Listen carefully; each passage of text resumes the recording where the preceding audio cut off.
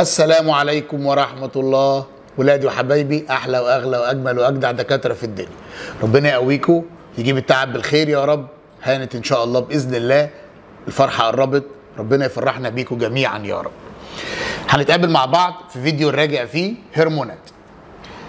السؤال الأولاني بيقول لي: أي مما يلي يعد صحيحا فيما يتعلق بمنطقتي الاستقبال والانحناء في الانتحاء الضوئي للنبات؟ مين منطقة الاستقبال والانحناء دي يا أستاذ؟ منطقة الاستقبال دي يا دكتور هي القمة النامية، بتستقبل المؤثر. إنما منطقة الانحناء هي باقي الساق اللي بتستجيب للمؤثر. القمة النامية أو منطقة الاستقبال بتكون الأكسجينات عند تعرضها للمؤثر، ينزل الأكسجينات دي من القمة النامية إلى منطقة الانحناء، فيبدأ يحصل الانتحاء بناء على اختلاف توزيع الأكسجينات على الجنبين. الأكسجينات دي لما بتيجي تمر ما تنساش إن الأكسجينات بتمر من المواد العضوية، إنما الأكسجينات ما بتمرش من المواد المعدنية. بيقول لي: أي مما يلي يعد صحيح لديهم استجابة متعارضة للمثيرات. أكيد ما يعرضوش بعض، لأن اللي بتقوله الاستقبال بتنفذه الانتحاء من خلال نسب الأكسجينات. يتواصلان معا من خلال الأكسجينات. حصل الأكسجينات بتعدي من الاستقبال للاستجابة، وكمان مرة بتعدي من المواد العضوية زي الجيلاتين وزي الأجار، إنما ما بتعديش من المواد المعدنية زي الميك.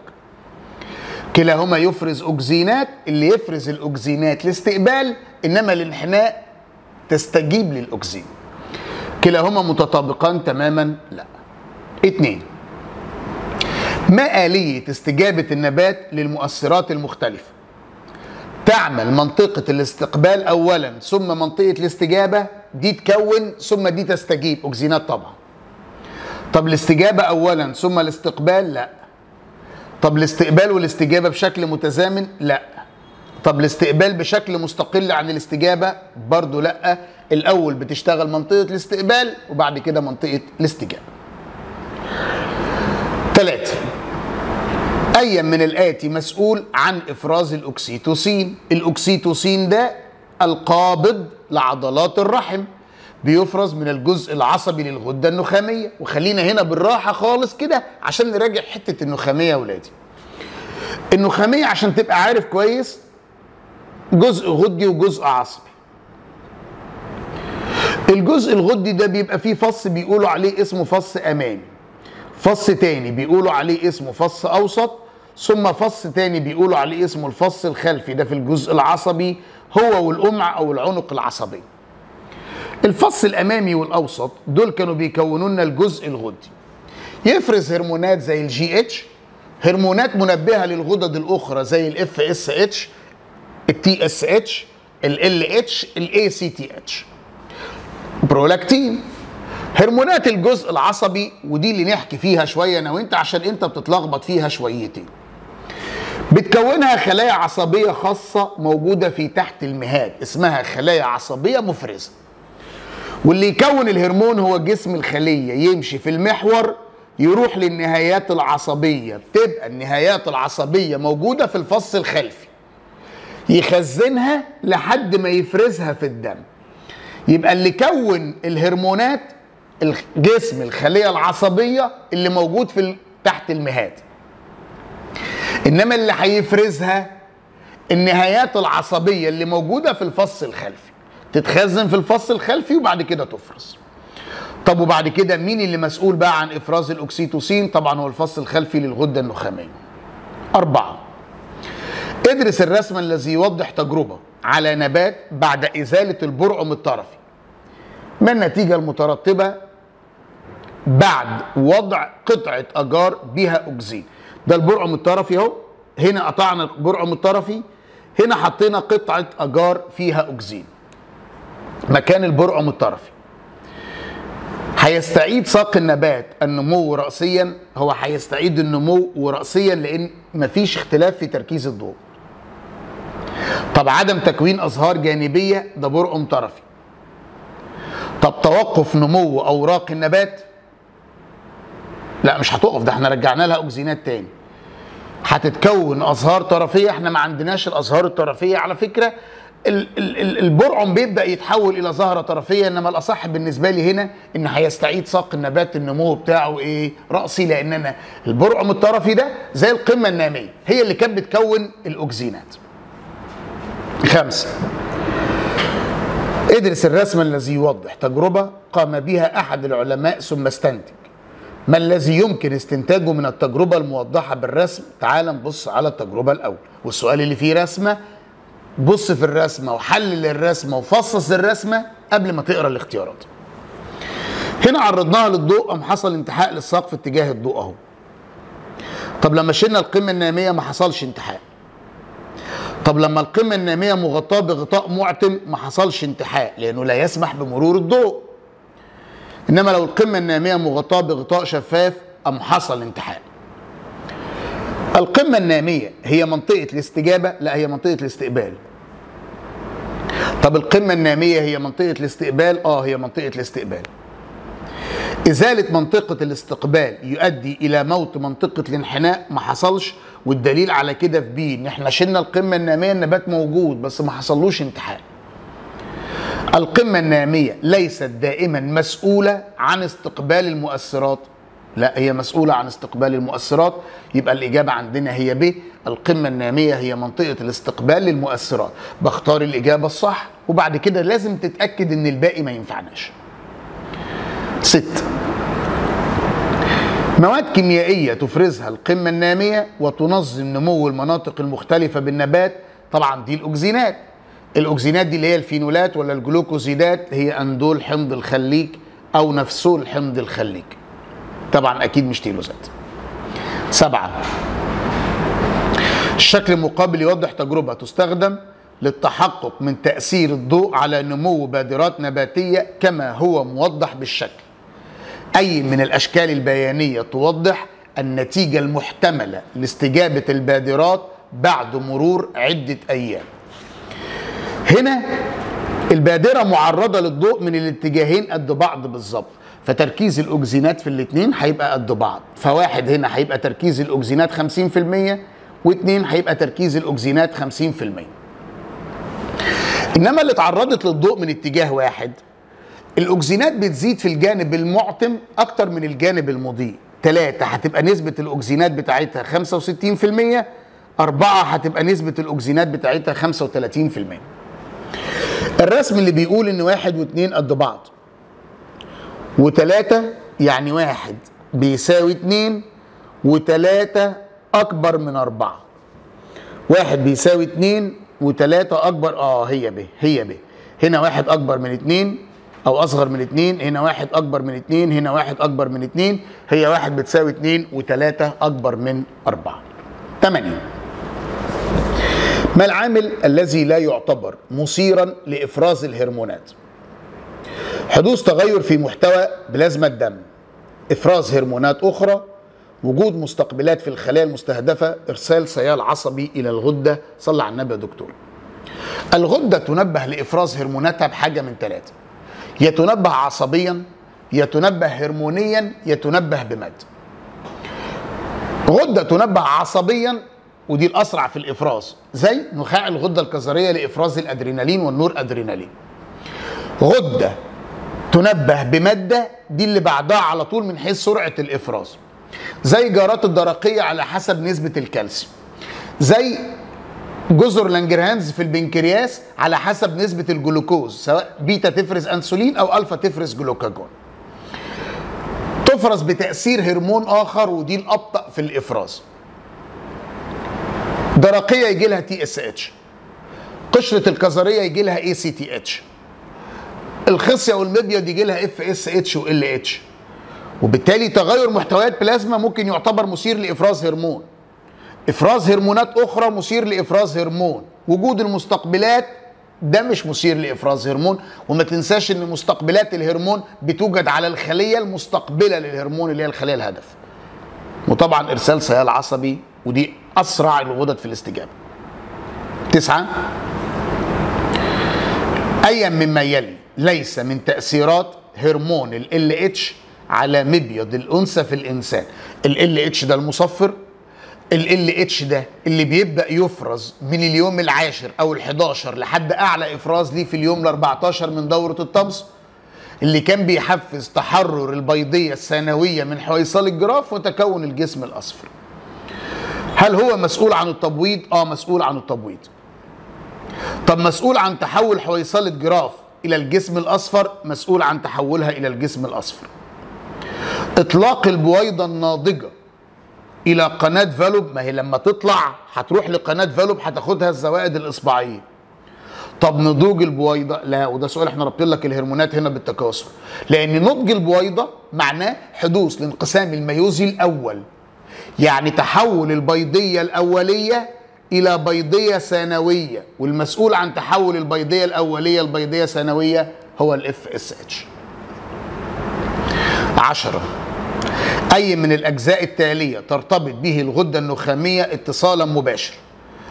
المخ، الغدد الصماء الأخرى، الجزء الغدي من النخامية. الجزء طبعا هو المخ من خلال الهايبوثالاموس أو تحت المهاد. 11. يتم إنتاج وتخزين الهرمون القابض للأوعية الدموية. لسه شارحين الفكرة، نشرح تاني.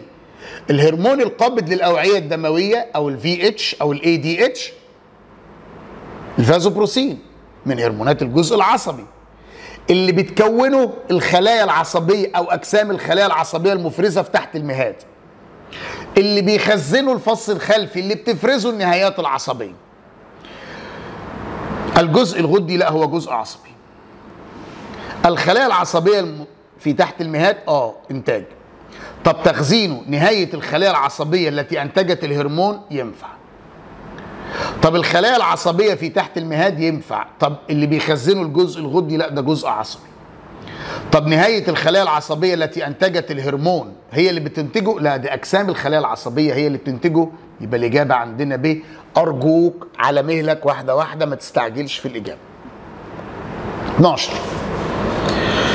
عندما تشرب كمية من الماء يؤدي ذلك إلى زيادة ال TSH، زيادة إفراز الهرمون المضاد لإضرار البول، نقص ال TSH، نقص الهرمون القابض للأوعية الدموية. أنا شربت كمية كبيرة من المية. أولا المية ملهاش علاقة بال TSH، المية ليها علاقة بال ADH أو بال VH. لما المية تقل في الجسم أو الملح يزيد، تركيز ال ADH يزداد. طب هنا أنا شربت كمية كبيرة من المية، معناه إن تركيز ال ADH هيقل. 13. يسبب الهرمون المضاد لإفراز البول أعراضا مشابهة لمرض السكر. أنا هنا بتكلم على السكر الكاذب، اللي هو نتيجة نقص ال ADH بيعاني المريض من تكرار التبول أو فقد كميات كبيرة من المية، ما عدا زيادة كمية البول هتزيد كمية البول. طب زيادة نسبة السكر في البول ده سكر كاذب، مفيش سكر في البول أصلا. خفض الضغط الاسموزي للبول، هيقل الضغط الاسموزي للبول نتيجة زيادة كمية المية اللي خارجة. طب زيادة الإحساس بالعطش، هيزيد الإحساس بالعطش، يبقى هيسبب كل ده ما عدا زيادة نسبة السكر في البول، لأن السكر هنا اسمه سكر كاذب. 14. الغدة النخامية متصلة بشبكة من الأوعية الدموية. أي الأنسجة الغدية التالية لا تتأثر عند انسداد الأوعية الدموية الصادرة منها، يعني اللي طالع منها. هو معنى السؤال إيه؟ غدد مش هتتأثر لو الأوعية الدموية اللي طالعة من الغدة النخامية اتسدت، معناه إن دي غدد مش بتعمل تحت تأثير النخامية. خلايا الأنسجة الغدية الموجودة بنخاع الغدة فوق الكلوية، هل نخاع الغدة الكظرية بيجيله تأثير من الغدة النخامية؟ لا، ده تأثيره عصبي، يبقى مش هيتأثر. هل خلايا المناسل في كل من الذكر والأنثى؟ لا، هتتأثر بالFSH والLH. طب خلايا القشرة للغدة المفرزة لمجموعة الهرمونات المعدنية والسكرية، قشرة الغدة الكظرية بتتأثر بالACTH. طب الخلايا الحويصلية المكونة للغدة الموجودة حوالين القصبة الهوائية الدرقية بتتأثر بالTSH، يبقى الوحيد اللي مش هيتأثر هو نخاع الغدة الكظرية. 15. ما الوظيفة الرئيسية لهرمون النمو؟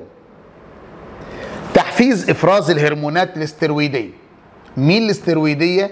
هي هرمونات قشرة الغدة الكظرية. هرمون النمو على فكرة ده الجي اتش، بيتحكم في تصنيع البروتين، يعني هيتحكم في الهرمونات البروتينية بس، عشان كده كنا بنقول عليه ان هو بيتحكم في عمل الريبوسومات.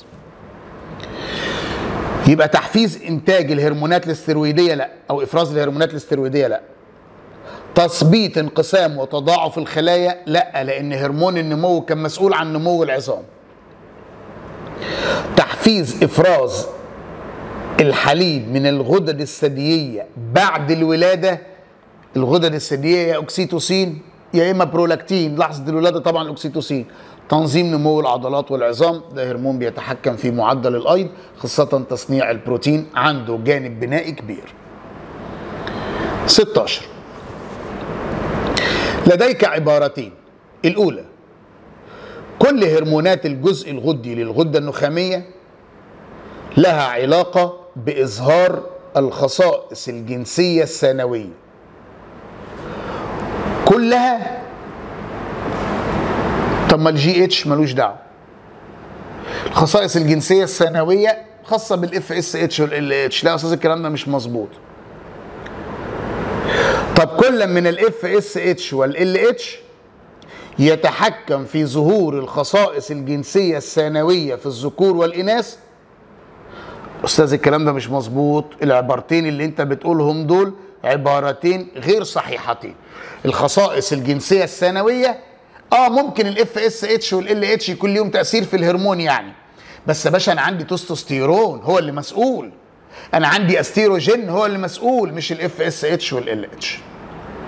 17. تتأثر الغدد الثديية بالعديد من الهرمونات. الترتيب الصحيح لتأثير هذه الهرمونات عليها يكون كما يلي: بروجستيرون، استيروجين. لا، هو الاستيروجين قبل البروجستيرون اهو. ليه؟ لأن حويصل الجراف بتتكون قبل الجسم الأصفر. طب استيروجين بروجستيرون، برولاكتين أكسيتوسين، ولا أكسيتوسين برولاكتين؟ لا، البرولاكتين الأول قبل الأكسيتوسين، لأن البرولاكتين بيفرز من البداية بنسب صغيرة طبعا، إنما الأكسيتوسين بيفرز لحظة الولادة. يبقى البرولاكتين قبل الأكسيتوسين، يبقى الإجابة الصحيحة عندنا هي ب. 18. أي الأشكال البيانية التالية يعبر عن العلاقة بين تركيز هرمون ال ADH في الدم وإسموزية البول واي للحفاظ على إسموزية الدم؟ ال ADH ده بياخد المية من البول يرجعها للدم، ده معناه ان نسبة المية اللي في البول هتقل، يبقى تركيز الاملاح هيزيد، يبقى اسموزية البول هتزيد، يبقى العلاقة بين الاتنين علاقة طردية. ال ADH والالدوستيرون الاتنين بيروحوا يشتغلوا على انبوبة النفرون في اعادة الامتصاص. ال ADH يرجع مية، الالدوستيرون يرجع صوديوم ويخلع بوتاسيوم. 19. الغدة التي تحفز الغدد الثديية على إفراز الحليب بعد الولادة، مبيض ولا درقية ولا كظرية؟ طبعا هي النخامية. أنا عندي أكسيتوسين طبعا وبرولاكتين عصبي وغدي للغدة النخامية. 20.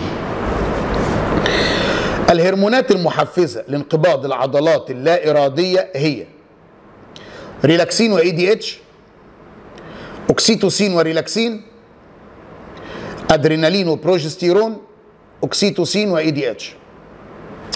الريلاكسين بيعمل على ارتخاء الارتفاق العالي، ده جزء غضروفي، يبقى الريلاكسين ما ينفعش. الادرينالين بيأثر على العضلات القلبية، البروجستيرون ده بيأثر على الدم، هو الاكسيتوسين والADH، لان الاكسيتوسين اولا بيقول لك بيأثروا على عضلات لا ارادية. لا، الاكسيتوسين بيأثر على عضلات الرحم، انما الADH بيأثر على عضلات الأوعية الدموية. 21. ما الهرمون الذي ينشط غدة قنوية قنوية تصب إفرازاتها خارج الجسم؟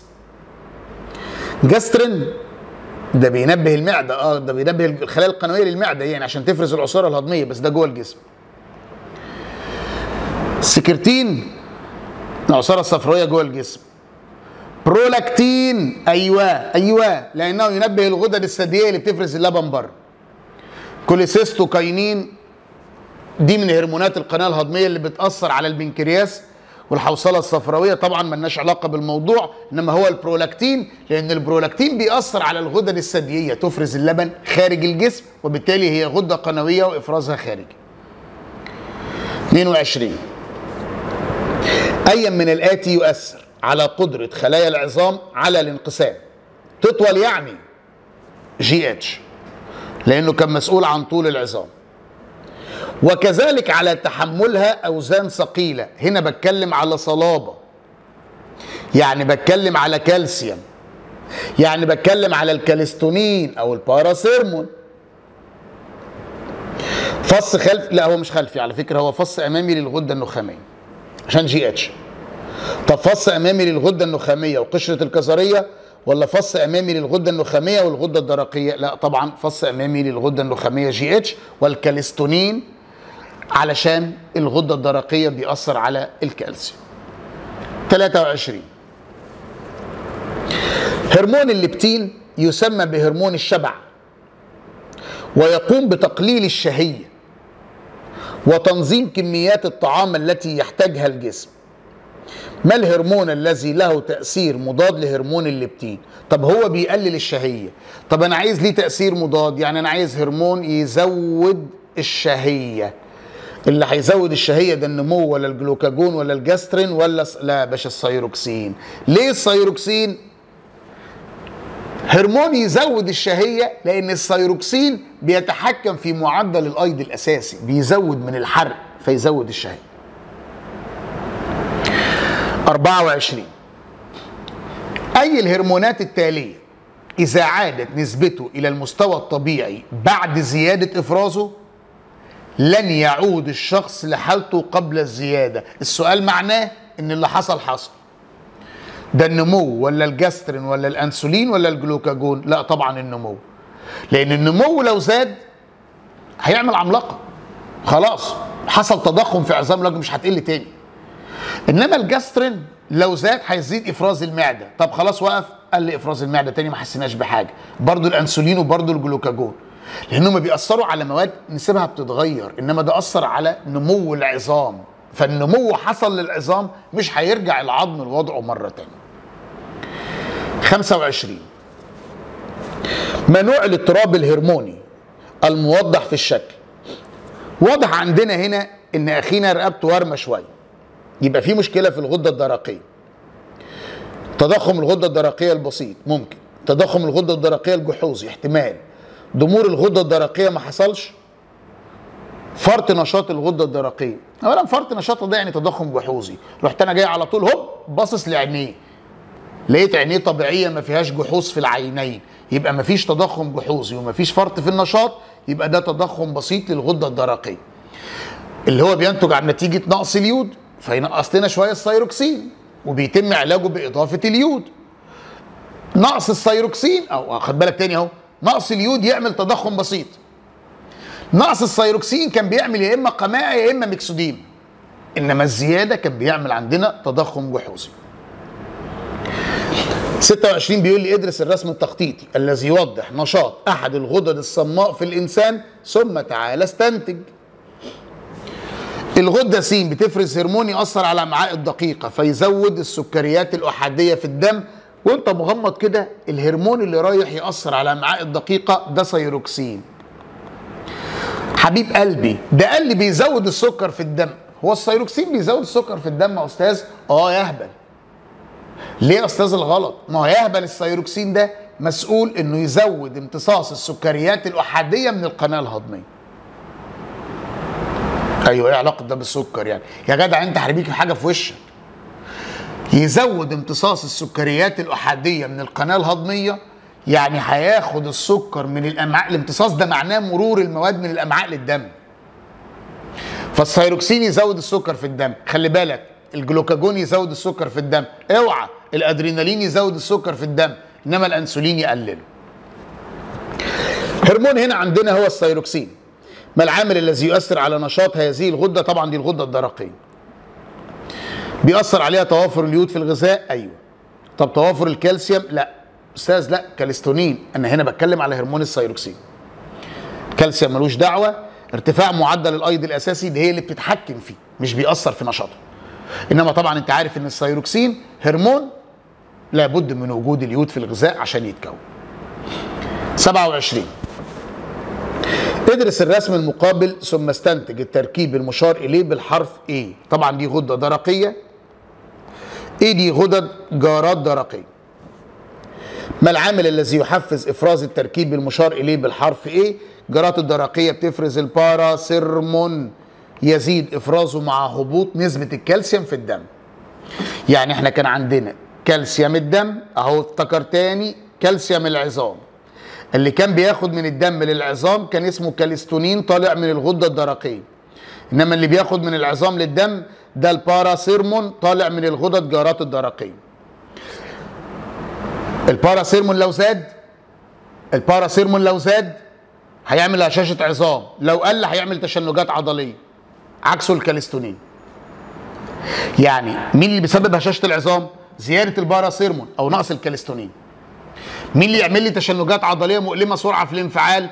نقص الباراسيرمون او زياده الكالستونين. كالسيوم الدم لما يزيد يبقى الكالستونين يزيد، يبقى العلاقه بين كالسيوم الدم والكالستونين علاقه طرديه. الكالستونين لما يزيد كالسيوم الدم يقل، يبقى العلاقه بين الكالستونين وكالسيوم الدم علاقه عكسيه. وطبعا الباراسيرمون هو العكس. ما العامل الذي يحفز افراز التركيب المشار اليه بالحرف A؟ تركيز اليود في الدم. تنبيه هرموني من الغده النخاميه. تركيز الكالسيوم في الدم علشان الباراسيرمون. وطبعا مش تنبيه عصبي من الجهاز العصبي. 28. اي العوامل تزيد من معدل افراز الغده الموضحه بالشكل المقابل؟ انا هنا بكلمك على الغده الدرقيه. الغده الدرقيه في المنظر الامامي الفصين متصلين ومفيش جارات درقيه. في المنظر الخلفي في جارات درقيه والفصين منفصلين. تركيز الصوديوم بالدم. هرمون منبه من الغده النخاميه، طبعا انا بقصد الTSH. ولا سيال عصبي ولا نقص حجم الغده، احنا اتكلمنا على تنبيه الغدد من شويه.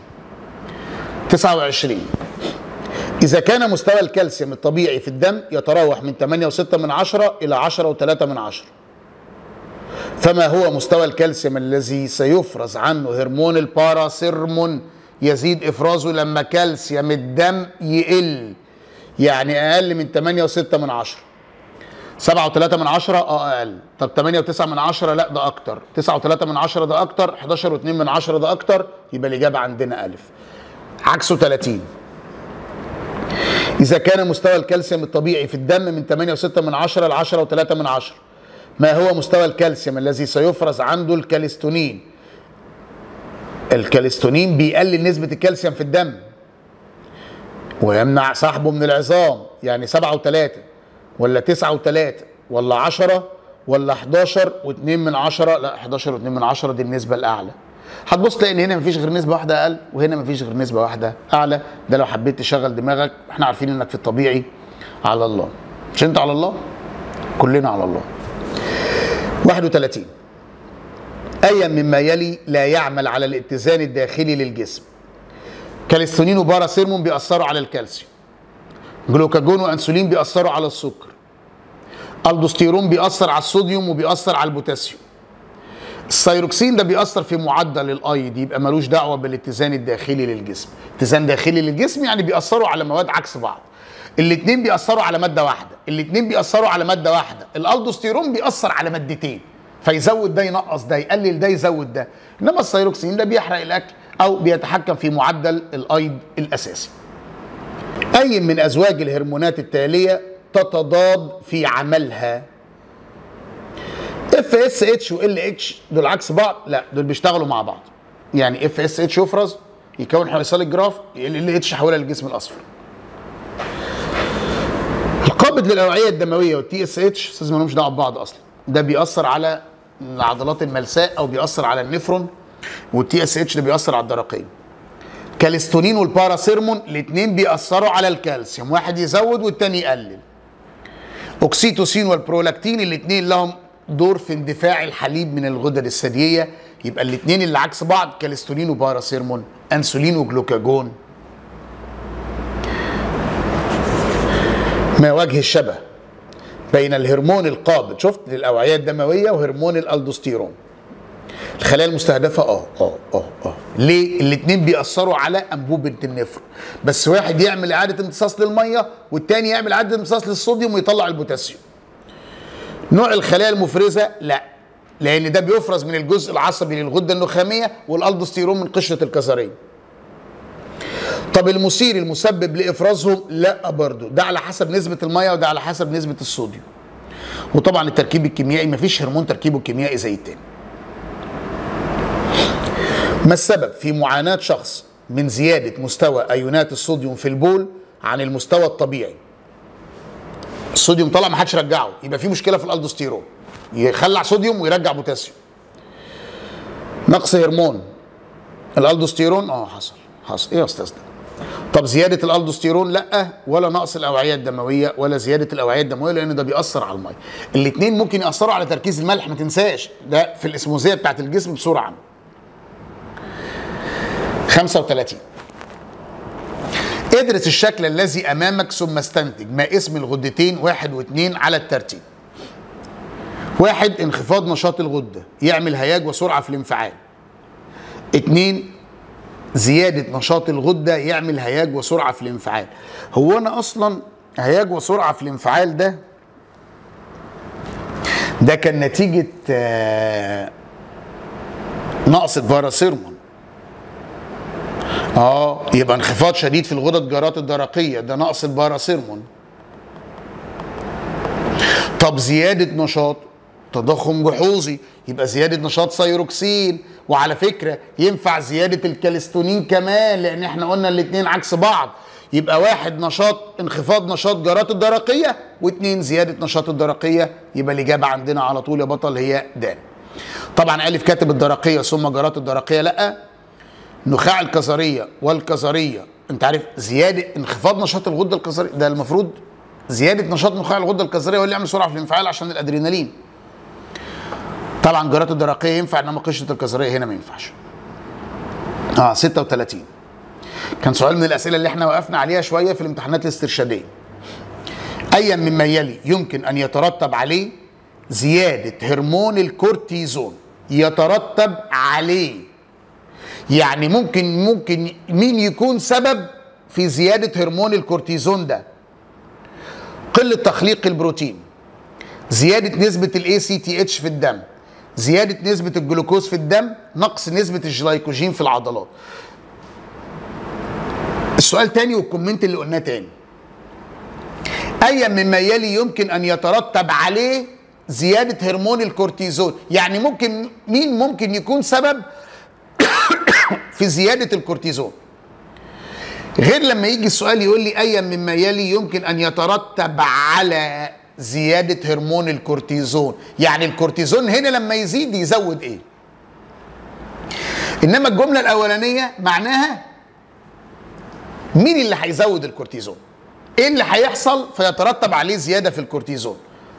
قله تخليق البروتين لا، زياده الاي سي تي اتش ايوه، لما يزيد الاي سي تي اتش زياده الكورتيزون تزيد. زياده نسبه الجلوكوز في الدم لا، نقص نسبه الجلايكوجين في العضلات برضو لا. ليه لا؟ لان يا باشا اللي هيترتب عليه ان الكورتيزون ده يزيد انه يجي تنبيه لقشره الغده الكظريه. انما لو قال لي يترتب على زياده الكورتيزون يبقى تقيد المواد النشويه في الجسم. 37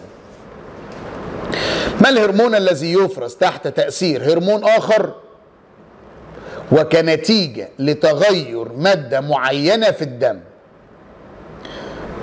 يعني سبب إفرازه هرمون تاني نتيجة إن في مادة اتغيرت. الألدوستيرون ليه؟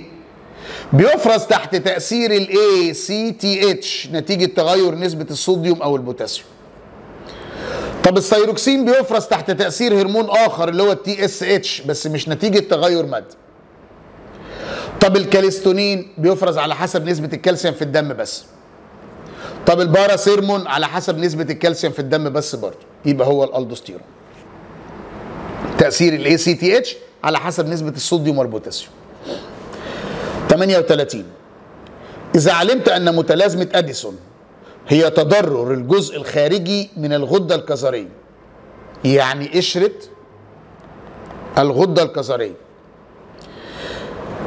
أي النتائج الآتية تترتب على ذلك: تضخم عظام الفكين، هشاشة في العظام، تضخم الجزء الأمامي من الرقبة، عدم انتظام الدورة الشهرية في الإناث. تضخم عظام الفكين ده من أعراض الأكروميجالي، يبقى ليه علاقة بالجي اتش. هشاشة في العظام كانت بتفرز المعدنية والسكرية والجنسية، مفيش حاجة ليها علاقة بالكالسيوم. طب تضخم الجزء الأمامي من الرقبة ده ليه علاقة بالدرقية، ملوش دعوة بالكظرية. أنا بالاستبعاد يا أستاذ ما وصلتش غير لدال. طب بحق الله هي يحصل عدم انتظام في الدورة الشهرية؟ طبعا بتفرز مجموعة من الهرمونات الجنسية زي الاستيروجين والبروجستيرون، فلو حصل خلل بينها وبين الهرمونات بتاعت المبيض هنا في الأنثى طبعا يعمل عدم انتظام في الدورة الشهرية. 39. أي مما يلي ليس من وظائف الأنسولين؟ هل هو بيحفز أكسدة الجلوكوز؟ ازاي ده؟ يحفز مرور السكريات الأحادية إلى الخلية وأكسدتها للحصول على الطاقة، ده هدم، أو تخزن في صورة جلايكوجين ومواد دهنية، ده بناء. وبالتالي الأنسولين كان الهرمون الوحيد اللي ليه دور في الهدم والبناء عكس بعض. نقل الفركتوز لا، لأنه بيحفز مرور السكريات الأحادية ما عدا الفركتوز. الجلوكوز إلى جلايكوجين وبيقلل مستويات السكر في الدم. 40. ما هو الدور الذي يلعبه هرمون الأنسولين في أكسدة الجلوكوز داخل خلايا الجسم؟ تحويل الجلوكوز الزائد إلى جلايكوجين، ده كده بناء مش هدم، أنا بتكلم على أكسدة. يتأكسد عند الحاجة إليه؟ لا طبعا. ينشط انزيمات التنفس داخل خلايا الكبد والعضلات. على فكرة اللي بينشط انزيمات التنفس ده الثيروكسين، لأن هو اللي بيتحكم في معدل الأيض الأساسي. ينقل الجلوكوز عبر أغشية خلايا الجسم، يدخله للخلية. ينقل الجلوكوز عبر بطانة الأمعاء، لا، لأن اللي بينقل عبر بطانة الأمعاء ده برضو الثيروكسين. فالثيروكسين بيوصل الجلوكوز إلى الدم، إنما الأنسولين بياخد الجلوكوز من الدم إلى الخلايا. يبقى بينقل الجلوكوز عبر أغشية خلايا الجسم، يعني بياخد الجلوكوز يدخله جوه الخلية. طب هو مش ليه دور في الأكسدة؟ بس اللي بينشط الإنزيمات ما تنساش ثيروكسين، لأن الثيروكسين هو اللي بيتحكم في معدل الأيض الأساسي. 41.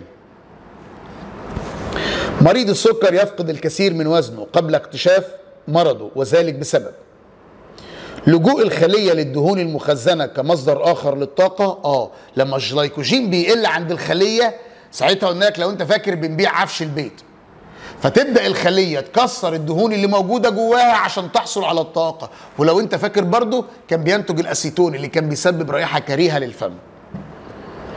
طب وجود الجلوكاجون الذي يمنع دخول الجلوكوز ملوش دعوة.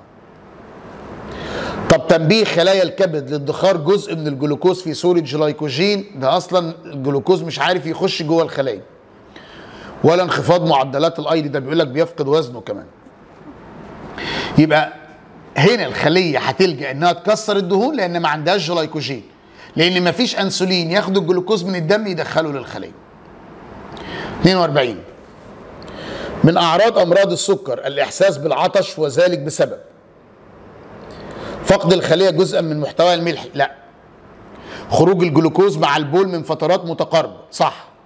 اكتساب الخلية الماء لارتفاع تركيزها من السكر، لا. دخول الجلوكوز عبر الغشاء الخلوي بكميات كبيرة. مريض السكر عندنا فيه مشكلتين: في خلل في الأنسولين أدى إلى أن السكر زيادة في الدم وناقص في الخلية. السكر لما يزيد في الدم يعاني من تكرار التبول والعطش، لما ينقص في الخلية يعمل غيبوبة سكر. السكر لو ناتج عن نقص الانسولين غير لو السكر ناتج عن خلل في المستقبلات. نقص الانسولين هلاقي نسبة السكر في الدم عالية، خلل المستقبلات هلاقي نسبة السكر في الدم منخفض. 43. أي الهرمونات التالية يرتبط إفرازه باحتياج خلايا الجسم للطاقة؟ أدرينالين ده في حالات خاصة، الثيروكسين معدل الأيض الأساسي ينفع، أنسولين إفرازه هو ليه دور في الطاقة بس إفرازه بيعتمد على نسبة الجلوكوز، وطبعا مش الجلوكاجون، لأن الجلوكاجون ده بيفرز لما نسبة السكر في الدم تقل فيفرز الجلوكاجون، يبقى على طول الثيروكسين. اشمعنى؟ لأن الثيروكسين بيتحكم في معدل الأيض الأساسي. 44. يقع البنكرياس تحت تأثير نقط لإفراز عصارته الهضمية. يا باشا البنكرياس من الغدد المختلطة مشترك. البنكرياس بيفرز الأنسولين والجلوكاجون على حسب نسبة السكر في الدم، يبقى على حسب مادة معينة، بس التنبيه العصبي يزود الإفراز، يزود سرعة الإفراز. التنبيه العصبي يزيد من سرعة الإفراز. إنما العصارة الهاضمة اللي بتفرز من الخلايا الحويصلية سكرتين وكوليسيستوكاينين. طب هنا بيتكلم على إفراز العصارة الهاضمة عصبي ولا هرموني ولا تغير السكر ولا هرموني وتغير السكر؟ هرموني بس. تغير السكر دي جزر لانجرهانز. 45. ما سبب ارتفاع الجلوكوز في دم مريض السكر؟ تحول الجلايكوجين في الكبد إلى جلوكوز في الدم؟ لا طبعا. عدم مرور الجلوكوز إلى داخل خلايا الجسم نتيجة نقص الأنسولين. يا باشا الأنسولين ده بيجي ياخد الجلوكوز من إيده من الدم يروح جاي معديه للخلايا من خلال البوابات. زيادة امتصاص الجلوكوز من القناة الهضمية ده ثيروكسين، وطبعا ده مش سبب في ارتفاع الجلوكوز، لأنه حتى لو معدل امتصاص الجلوكوز زاد وفي أنسولين ياما هيدخله الخلية. عدم مرور الجلوكوز إلى النفرونات طبعا دي إجابة مستبعدة تماما، يبقى هي عدم مرور الجلوكوز إلى داخل خلايا الجسم. 46. أثناء الصيام لساعات طويلة تحدث تغيرات هرمونية للحفاظ على الاتزان الداخلي للجسم. أي مما يلي يعبر عن التغير الصحيح للهرمونات؟ هو بيتكلم أثناء الصيام. هيحصل زيادة في الجلوكاجون، هيحصل زيادة في الجلوكاجون. ليه هيحصل زيادة في الجلوكاجون؟ مش باكل، فالجلوكاجون عشان يكسر الجلايكوجين إلى جلوكوز. طب هيحصل زيادة في الاي دي اتش؟ الاي دي اتش يزيد لما نسبة المية تقل. هيحصل في الاي دي اتش، مش بشرب صايم، استنى. هيحصل زيادة في الأنسولين؟ لا. ليه؟ الأنسولين يزيد لما السكر يزيد. طب هيقل الجلوكاجون؟ احنا لسه قايلين هيزيد. طب هيزيد الجلوكاجون؟ طب هيقل الاي دي اتش؟ لا، هيزيد عشان يرجع لنا ميه، فهيزيد الجلوكاجون عشان يزود السكر، وهيزيد الاي دي اتش عشان يعمل اعاده امتصاص للميه. 47. الادرينالين يحفز الجسم على القيام بالانشطه اللازمه اثناء الطوارئ. حصل بيكسر الجلايكوجين اللي في الكبد والعضلات لجلوكوز، بيزود عدد ضربات القلب، بيزيد الامداد الدموي للعضله. طب بيحفز الكبد انه يحول الجلوكوز الى جلايكوجين؟ لا طبعا، ده العكس. ظهور الشخصيات الجنسيه او الصفات الجنسيه الثانويه؟ لا طبعا. يزيد من مقاومه الجسم للعدوى والميكروبات؟ ملوش دعوه. 48. اي من ازواج الهرمونات التاليه اكثر تشابها في تاثيرها على ايض الكربوهيدرات؟ انسولين وجلوكاجون عكس بعض، ده يزود سكر وده يقلل سكر. طب جلوكاجون وادرينالين؟ الجلوكاجون الاثنين يزودوا سكر، بس الجلوكاجون مستقبلاته على الكبد بس، الادرينالين مستقبلاته كبد وعضلات. طب الانسولين والكورتيزون؟ انسولين يقلل، كورتيزون قال لي ايض المواد النشويه. يا استاذ انا ما اعرفش، بس انا عندي بيه صح يا استاذ، انا عارف. طب الكورتيزون والثيروكسين؟ برضه انا عندي بيه صح يا استاذ، الثيروكسين يزود السكر في الدم، انما الكورتيزون قال بيأثر على ايض المواد النشويه وسكت. 49. اي الهرمونات التاليه تؤثر على جميع خلايا الجسم بما فيها الخلايا المفرزة. الثيروكسين بيأثر على معدل الأيض الأساسي في كل الخلايا. والأنسولين، يعني الثيروكسين ممكن يأثر على الدرقية؟ ممكن يأثر على الدرقية. طب الأنسولين ممكن يأثر على خلايا بيتا؟ ممكن يأثر على خلايا بيتا، لأنه هيأثر على نسبة السكر اللي داخله لها. طب الباراسيرمون يفرز من جرات الدرقية، طب يؤثر على جرات الدرقية؟ لا، ده بيأثر على العظم بس، يبقى مش هيأثر على الخلايا المفرزة له. وزيه الكاليستونين. طب الالدوستيرون بيفرز من قشرة الكظرية، بيعمل إعادة امتصاص للصوديوم، ده بيأثر بس على أنبوبة النفرون، ده متخصص خلي بالك. يبقى مش هيأثر على الخلايا المفرزة ليه. طب الجاسترين بيفرز من المعدة وبيأثر على نفس الخلايا في المعدة؟ لا، على خلايا تانية في المعدة. طب استنى عشان اتلخبطت يا أستاذ. طب الأدرينالين؟ لا، يفرز من نخاع الغدة الكظرية. هل هيأثر على نخاع الغدة الكظرية؟ لا، مستقبلاته في الكبد والعضلات. يبقى ثيروكسين وأنسولين. أي العبارات الآتية تصف بشكل صحيح عمل هرمون الجاسترين؟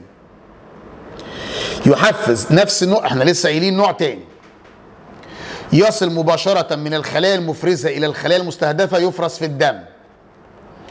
يحفز نوع آخر من الخلايا غير التي أفرزته في بطانة المعدة؟ أيوة.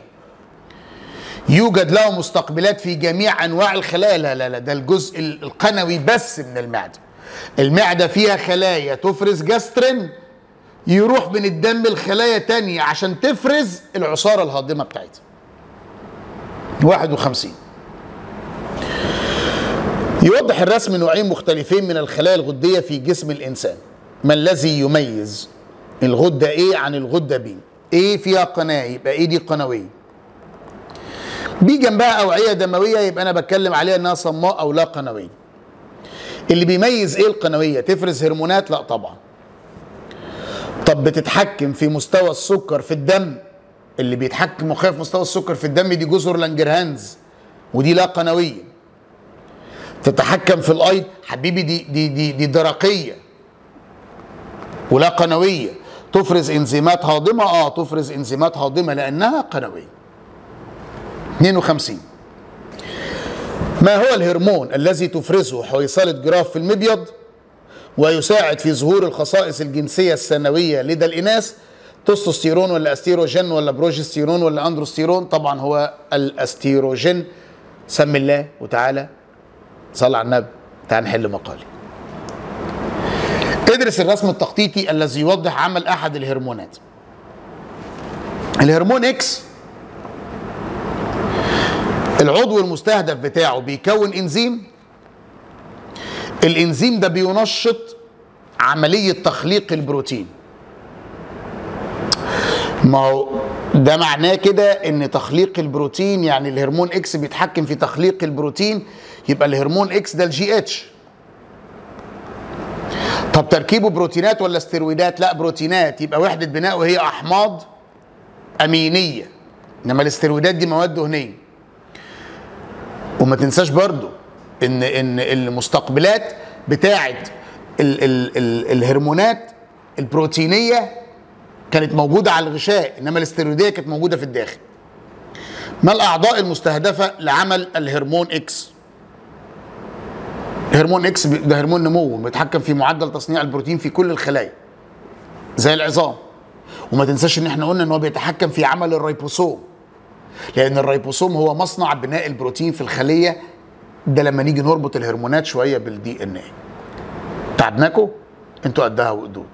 نتقابل في فيديو جديد ان شاء الله، ربنا كتب في العمر بقيه. بالشفاء.